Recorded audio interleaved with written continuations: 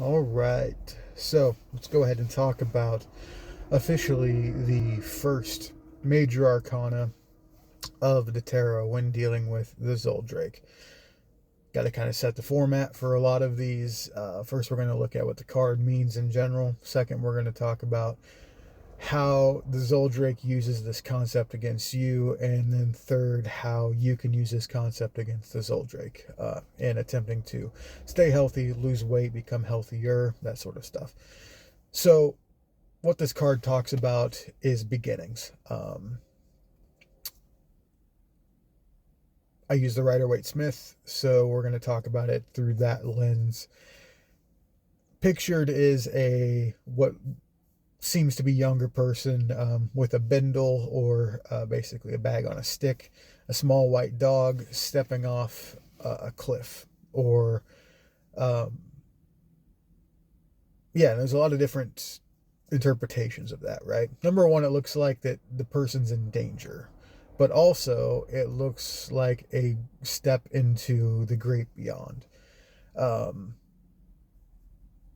the Bindle, a lot of people will say, talks about possible genetics, or talks about those things that you have with you, those things that you hold innately true that you can bring forth with you onto the new adventure. And then the little dog, to me, represents the fool's idea of what nature is, right? It's an innocence. The fool projects its own innocence onto nature. It's really a naiveness. Beginnings is the big thing with this card. And then also the concept of being a fool yourself, right? So, how does the Zoldrake use this against us? The biggest issue with the Fool card is that a lot of people think that when you step off on a journey, that's the only time you're going to step off on that journey, right? The problem is you're going to revert back to fooldom, if that's a word, every single time you make a mistake. You can always be the fool, right? A journey is actually a lot of mistakes and a lot of beginnings. Every time you get knocked down, you got to get back up, as the old saying says, right? So that's really kind of what in a nutshell the fool is. What the fool is doing is stepping off onto that journey, and the biggest thing that the Zoldrake can do is to keep you from stepping off on that journey in the first place. This talks about realizing your weight, or realizing your unhealth in a very real way, and then deciding and taking the first step off the cliff to do something about it. This looks different to every single person, right? I'll share my story because really it's the only one that I know. I stepped on a scale over a year ago now, probably a year and 2 months ago, so 14 months ago, and saw the number 313 staring back at me. That was the wake-up call, right? From then on, I decided to do something about it and made marginal progress, probably 10, 15 pounds-ish.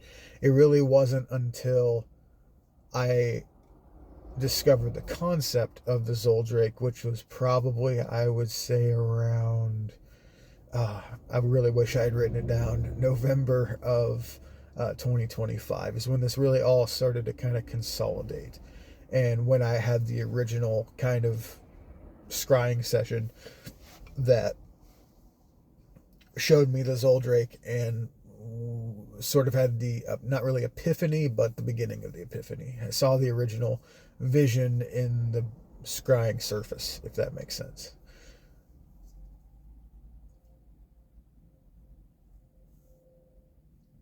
I think a lot of people, especially who are, in that overweight category, morbidly obese category, there's a lot of little signs, right? You can't fit in clothes that you used to fit in anymore. You get winded going up steps. You can't fit into your vehicle anymore. The scale doesn't read for you anymore. I think that's where it gets really scary, is when people get up over those levels where a bathroom scale won't suffice anymore.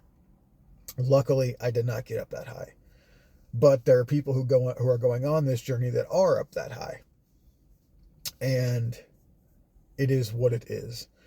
It's a very sobering moment when you realize, hey, I have to do something about this, and not just in passing. There's a lot of false starts, right? I had all of those signs when I couldn't fit into clothes anymore and all that stuff, and I just brushed it off. I was avoiding the scale forever, just brushed it off. One day I happened to get on the scale just to see how bad it was. Didn't think it'd be anywhere near 313. Don't know what number I was hoping to see, but it certainly wasn't that, right? The Zoldrake's going to want you to just, eat it away, pretend that it doesn't exist, say that I'll get to it tomorrow, I'll get to it next week, whatever. That's the biggest thing, is not stepping off. That's what the Zoldrake is going to try to get you to do. Keep eating poorly, drown everything in social media, drown everything in food, drown everything in beverages and alcohol, which I do consider to be part of the Zoldrake. Now, how can we use this against the Zoldrake on the other side, right? Number one is actually taking the step and actually doing something. Really kind of not just setting a goal. The goal's probably already in your mind anyway. You know where you want to be. But actually setting a standard and starting to do that. That could be getting into a gym, just going straight to a gym and figuring it out right then. That could be completely, making a grocery list and then going to the grocery store and getting exactly what you need and coming up with a meal plan. There needs to be a first solid step. It also could be reaching out to someone and just saying, hey, I've had this realization of my weight, and this is the moment. I need you to help me be accountable. If you don't have anyone writing it down, beginning, a food and exercise log, kind of a journal on everything that you're going to experience and have experienced. The moment of starting, the moment of jumping off of the cliff, can't just be an idea. It has to be a physical manifestation. Okay. I'm going to go into it more with tomorrow's card, or whenever I get to the next card, the Magician. But there's a lot of potential with the situation that you're in, even though that Fool energy, when it hits you, is going to be very sad. It's going to be very scary. You're going to be scared. You're going to be sad. You're going to be angry. Okay. Anger, I think, is a great emotion at this point, just because without that anger, you're not going to do anything. If you just remain sad, and if you remain self-loathing, you're not going to be able to do anything at all. Okay.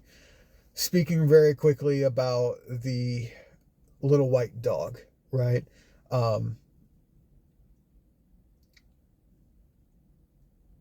People who have never been on a weight loss journey before really have kind of a jaded look at the nature of the beast, like the Fool has a jaded nature of that little dog. Okay. He thinks that's what beasts are, but the reality of it is that it's not just a Diet Coke fix. Okay. That's a Ralphie May joke, but I use it all the time, right? It's not just, oh, okay, well, I'm going to cut back on the snacking a little bit. Oh, it's not as easy as you think that it is sometimes. That is the issue of why a lot of people put things off. It's either one of two things. Number one, they think it's going to be really, really easy, and thus they can just put it off and put it off and put it off and do it later. Or they think that it's going to be really, really hard. Okay? Truth is somewhere in the middle. But the little white dog would be the idea of thinking that it's going to be really easy, or the nature of the beast is less intense than it really is. The bindle, like I said, certainly could be your past experiences of having tried this before. You know, a lot of people, this could be weight loss attempt number 892, right? Is this going to be the one that sticks? I don't know. Hopefully with the arming of the knowledge that there is something outside, well, inside and outside in the collective unconscious, that is an actual force to fight against, helps, and is the key that unlocks the success that you need. Silver lining is you do have potential, and I'm going to talk about that again, like I said, with the Magician card, which is not right now.